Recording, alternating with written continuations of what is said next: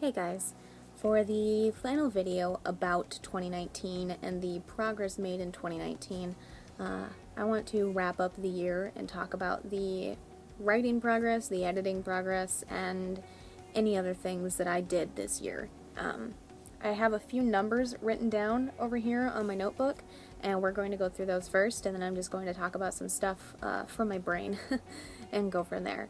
But I wrote 17 books in 2019, 8 of which were novellas. Those aren't all books that I began in 2019, but they are all books that I finished in 2019. I don't have my list set up by which ones I started in 2018, but I will go through these really fast and see which ones began in 2018. It looks like 4 of them. The Spectator, which was Bo Austin Taylor Book 7, that began on September 1st, 2018, or sorry, November 1st, 2018. Rasmussen, the Undeaded One, started in July 1st, 2018. And Fetgenhauer started July 1st, 2018. That must have been a Camp Nano. And then Pittman's Legend King was November 1st, 2018. And the longest one, the one that took the longest to write, was Fetgenhauer, because that one took me a little over a year to write, but I did finish that one in 2019. But every book outside of that was started and finished in 2019. Of course, I still have a ton of books in progress, and I guess I'll hit on those as well really fast. Photographs and Memories, romance. Books and Badges, romance. Graham, the second book after Feckenhauer. Voice of the Wild Places Z, book 1 in a treasure hunting lost city finding series. Pittman's Legend Valiant Fighter, Jamal Pittman, book 4. King of Darkness, which is a novella in the Hellish series, which follows Man of Darkness. The Gang War, Bo Austin Taylor, book 11, which I started after I scrapped the ABC Killer in December. Thundering Hooves, Young Bo Austin, book 5. JTS I'm currently writing. It's a rewrite edit, but I count it under my written words because I'm typing all of them. TETFL, PRV, The Abduction of the Jensens, Carver Baxter, book 5. The Kidnapping of Eve Lincoln, which is Carver Baxter, book 1. It's a rewrite edit. And Beatings from a Butcher. Those are all of my books that are still in progress from this year. And I think those were all started in 2019. I think. But those are all the ones that I still have in progress, which is fine. But between the in-progress books, between the books that I finished, between writing extra scenes, between writing untitled mystery scenes, and between doing research, in 2019, I wrote 1,625,570 words, which is great, and it feels awesome, because I'm going to get into this later, but 2019, I've been in so much pain so many of the days that it's been insane. So seeing that number finally blows my mind, because I haven't been adding those up until now. And it's great to see it. It's great to know that I made that progress. It feels damn good. In 2019, I edited 25 drafts of my books. That counts first edits, second edits, all the way up through the 8th edits. The only thing it doesn't count is like the rewrite edits, because I put that stuff in my written count.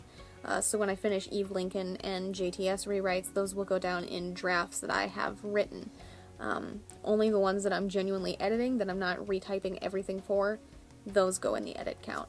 But between those 25 drafts and between editing little bits and pieces for other people, because the only way that I put them down in my notebook is if I edit the whole book for them. So like when I edit one of Jent's books, those go down in the number of books I have edited in the year, but the ones that I only edited like 3,000 for in exchange for a testimonial, those do not go under my books edited count. But I edited 25 drafts in 2019, and between that and everything else I just listed, I edited 1,000,000 2,743 words in 2019, which is also great. I started off very, very strong with the amount of words that I edited at the beginning of the year, apparently, because when I was going through, some of them were like 100,000 words edited a month. I must have been doing Grammarly edits those months. And I wasn't writing as much those months, I think, too. But either way, I feel really good about the writing progress I made. And the editing progress, which is great. So now, I would like to talk about a few other things. In 2019, I self-published 3 books, Ashes in the Light, Cut to the Kill, and Man of Darkness. All 3 are individual books. You don't have to read one to understand the other, but they intertwine within each other. Cut to the Kill and Ashes in the Light, mostly. As far as I know, in Man of Darkness, you don't see any of the characters from those books. But in Ashes in the Light, you see characters from the Ashley Jones trilogy, which I don't actively promote because I do not like that series. But I published it before I was publishing stuff I was proud of. At the time I thought I was, but it was written before I had a grasp of how to write female characters that well, which I know is odd because I'm a woman. But I have a harder time writing female characters because I feel like you expect them to either be the damsel in distress or the bitch, and there's no other way. So Ashley, the main character of the Ashley Jones trilogy, is either the damsel in distress or the bitch. There's no in between. And when I wrote the Kathy Baker series way before that, she was always the bitch, no in between. And it's why I don't like those characters, because they aren't developed. They're just caricatures of what is expected, or what a lot of people stereotypically expect female book characters to be. So I don't promote those a lot, but Ashes in the Light features Ashley at the end to solve their ghost problems. And Cut to the Kill features Liam, who is the father of Ashley. And it takes place years before the Ashley Jones trilogy, but Liam is in there because Liam, like Ashley, is a psychic, and he helps them find one of the killer's burial grounds. And Liam, I always liked Liam's character. It was just Ashley that I didn't really like. No offense to the main character, but I didn't like her that much. But with Ashes in the Light, it marks the first female character that I was happy with. The first female who was the main character. I have written female characters in the background of books that I have loved dearly, but whenever I have a female as the main character, generally I grow to hate them because of how they are portrayed, but I don't have that with Aurora from Ashes in the Light. I genuinely love her, and I love who she was and how she behaved and everything like that. So Ashes in the Light was a huge milestone for me, and publishing it and still loving it right now is a huge milestone for me. Cut to the Kill, I've always been proud of. I wrote that in 2016, November of 2016, I think, and I've always loved it.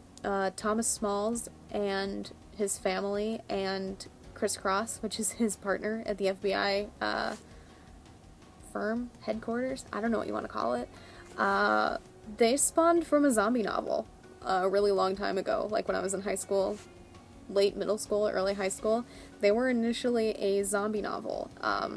The book opened with what is the end of Cut to the Kill, which I can't spoil because it's the end, but I will say that the zombie novel opened with the scene that involves Thomas and the CTK killer. I think CGK, I think. Yeah, that sounds more correct. There's a real killer, I think, that's CTK, and that's where I got stuck up, but it's CGK. But the scene in Cut to the Kill with that is where the zombie novel that they originally came from started, and I wrote, 50,000 words of that zombie book forever ago. And in the end, I was like, this isn't gonna work. He has so many kids, and if I have to kill off any of them, I'm gonna be so sad. So I stopped writing the zombie novel, and eventually, once I figured out how to develop characters and actually to tell stories, which I figured out in 2016 after I graduated high school and put more work into my books and stuff like that, that was when I started writing Cut to the Kill, because I loved those characters from the zombie book, and I wanted them to be in something that I generally write, and that's crime. And since Thomas had been an FBI agent even in that zombie novel, I was like, well, shoot, what if I write the crime that they started in that book? And I did, which is great.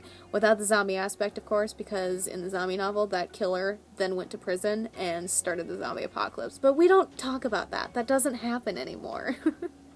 But being able to take those characters that I loved so dearly and turn them into something else, and something that I'm so damn proud of, is amazing, and I love it. And at the end of Cut to the Kill, we even get to see a young Beau. I think he's like 18 at the end of Cut to the Kill. And being able to see him there, and being able to see him in relation to Tom and Chris, even though he's not like actively working with them in that chapter by any means. I love that, and I'm very proud of putting that out there. I love having all of my stories connect. I love the universes connecting. There's eventually going to be a detective novel that's about one of the souls that Miles reaps in Man of Darkness, because it sets that up perfectly. He walks into the house and there are blue and red lights flashing outside, and the cops are already inside, and the guy who is there waiting for Miles and the soul that he reaps, that guy says something to the effect of, because she shot me in the head. So the reader knows that a woman shot him, and that's the reason Miles has walked into this crime scene. But they don't know what woman or why she did it or anything like that, and that's what the detective story is eventually going to be about, and tie the universe into Man of Darkness, because at the moment in Man of Darkness it's not clear that it's in the same universe, but it 100% is. If I had published the Ashley Jones stuff that came after the trilogy, it would be obvious that it was connected, but since I didn't like Ashley that much, and since I was already determined to only publish stuff I was proud of from here on out, I didn't do that, because Ashley was the main character of the Paranormal Detective series too. But I'm very, very proud of all three of those books that I self-published this year, and I'm very excited to continue to be proud of the books that I put out in 2020 and 2021 and so on and so forth. It's very exciting to have turned this new leaf where I actually get to put out stuff that I'm definitely proud of, and that there's no doubt that I'm proud about it. Stuff that I'm like happy to talk about and not ashamed to be like, yeah, that's stuck on my author's page forever. I enjoy being proud of the stuff that I'm doing. And I think that's one of my biggest accomplishments of 2019, is having 3 books under my belt that I'm proud of, that I'm never going to be ashamed of. If I had started publishing books in 2019 and not before that, which I only started before that because of NaNoWRIMO, because there was a coupon to get 2 free copies of your book on CreateSpace if you published the book. And that was the only reason I started doing it so early, and I think that was my biggest mistake. But it was my first nano, too, so I was like, oh, hell yeah, I'm gonna do that. But if I had started in 2019, if I had started here, I would be incredibly happy. But even having these 3 under my belt, even if it's not genuinely where I started, I consider it where I started. I consider 2019 my new leaf. I consider it where it all really began when it comes to the books that I've published. I consider 2016 the year where it began, where I started writing stuff I was proud of, but I was still putting out stuff that I wasn't proud of, if that makes sense. But outside of the writing and editing and cover designing scope and all of that, 2019 held a lot of garbage, too. I've been in pain all year. I've been in pain for 2 years at this point, at least. Chronic pain. Everything hurts pretty much all the time. I have a few good days. When I was diagnosed with an underactive thyroid, we thought for certain that was going to solve it all, because it can cause joint pain, but it didn't. When I went back into the doctor's the most recent time, she was surprised to hear that my joint pain hadn't gone down any, and that was when we recommended that we go to a specialist. And that's what I'll be doing in 2020. In April, I'll be seeing a rheumatologist to see if I, at the age of 21, have rheumatoid arthritis, to see if that's what causes my joint pain. And if it's not, I guess we'll go from there. But 2019 was filled with a lot of hope for my pain, and then a lot of crushing for my pain. It was filled with finding some solutions that worked, some solutions that worked temporarily, and so on and so forth. I found all of my compression braces in 2019, which is great. They helped me get through the day, if nothing else. And you know, overall, yes, living with chronic pain sucks ass. A lot of times I sit here and talk to you and feel like I'm about ready to cry the whole time, as I do right now, but that's not the point. But I do my best to make it through. I do my best to smile through it. I do my best to push through it. I just want to do the thing that I love doing and do it. Which carries me into my last and final point, or my last and final 2 points, I think, if I can count correctly. I think one of the biggest questions I get is why I set such high word goals and why I increased it every month this year, 2019. And that answer is primarily twofold, I think. One, I used to write about 10,000 words a day when I was in school, and I was a straight A student, so I wasn't slacking off in school. I was doing all of my homework at home, and I was writing on the bus to school and home. The bus ride to school was relatively long because it was 2 bus rides, one to my normal school and then one to the other school that we shared partially with. And I wrote during the bus rides, I wrote during homeroom, I wrote during lunch, I wrote during the study halls, so on and so forth. And I did all of my homework at night at home. And that worked very well for me, and I was writing like 10,000 words a day. It was insane, and I loved every second of it. Even if nowadays I don't love the content I was producing back then, I loved some of the characters I produced, so on and so forth. But I was writing a lot, and then after high school, I hit this patch of, you know, chronic pain and anxiety that I didn't have prior to high school, especially my senior year. And with that, things slowed down a lot, drastically.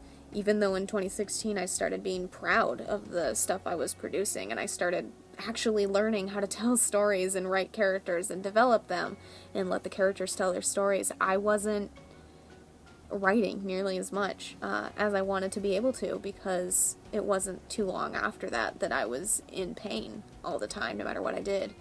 I remember my senior year, I went to the chiropractor multiple times to have my jaw pop back into place because of my TMJ. I had a hip out of place a couple times. I had a shoulder out of place a couple times from PE. And I think that's probably when my pain actually started, but I didn't try to seek treatment for it until 2018 when I was turned down by that doctor, and then finally went back this year in July-ish. But this year, the reason that I set those goals was to try and get back on track, or at least to see how close I could get back to it. So I started low, relatively, and worked my way up in increments of like 500, 1,000 words every month to see how much I could write, to see how close I could get to being where I was. And it was good to experiment with that, but that's the first reason. I wanted to try and work my way back up to where I used to be. The second reason, and the more painful of the two, is because writing is one of the only things I genuinely love doing. It's my biggest hobby. It's my job. I love every second of it, but it hurts so bad to do it. Whether I do physical typing or voice typing, it hurts either way. I have TMJ, I have jaw problems. If I'm doing speech to text, it murders my jaw within an hour, if even. If I'm doing typing, to text. It eventually murders my knuckles unless I'm wearing gloves all the time, which gets expensive since those compression gloves are $25. So like anytime they stretch out, if you want them to continue compressing, you have to buy a new pair, which with the amount of use that I have to put into them would get very, very pricey every couple months, you know? But those goals were to try and pretend that it doesn't hurt, to try and pretend that those numbers are super easily reachable for me. Because the more I pretended, the more I didn't have to acknowledge how much it hurt, the more I didn't have to think about the fact that maybe someday I won't be able to continue doing this. Or at least not at the rate that I currently do. So that's the main reasons for those numbers. But for 2020, for my own health, physical and mental, I'm not increasing the numbers. I think I've found my limit, and I'm not 100% sure where it is yet, and I'm going to talk about that later in the 2020 video. But I'm not going to increase the goal every month. It's going to be the same every month. And if I go over it, great. And if I don't, if I just barely hit it, that's okay too. It doesn't matter. It's okay either way. But I don't want to feel like shit when I don't hit the goal that day just because my thyroid kicked my ass or because whatever's wrong with my joints kicked my ass. I love writing, and I would love to pretend that those super high numbers are easy for me. And I feel like a lot of people think they are because I don't make a big deal of them. When I post them on social media, I don't talk about how impressive it is that I got that. I mention that the month was painful, but I don't like drag on it because I don't like to. I don't like to talk about it too much. I like to just mention it offhand and then continue on. But as much as I would like to pretend that those numbers are the easiest thing in the world for me, they're not the majority of days. They are some days, on my better days, but the days where I'm hit with exhaustion, the day where I'm hit with a ton of pain, the day where my thyroid and my pain both have a flare-up, and then I have a headache, and then my jaw hurts, and then everything's sore, and I just want to lay down and curl up in a ball. It's not easy on those days. And then those days, when I miss it by 100 words, or 500 words, or a couple thousand, I feel like garbage because I didn't hit it. And then it takes me a couple days to be like, oh, that's okay. It doesn't matter that you missed it. But on that first day, and usually the second day, I do. I feel like garbage. And I don't want that to be the case in 2020. It's a new decade. Might as well feel great about yourself and shit, right?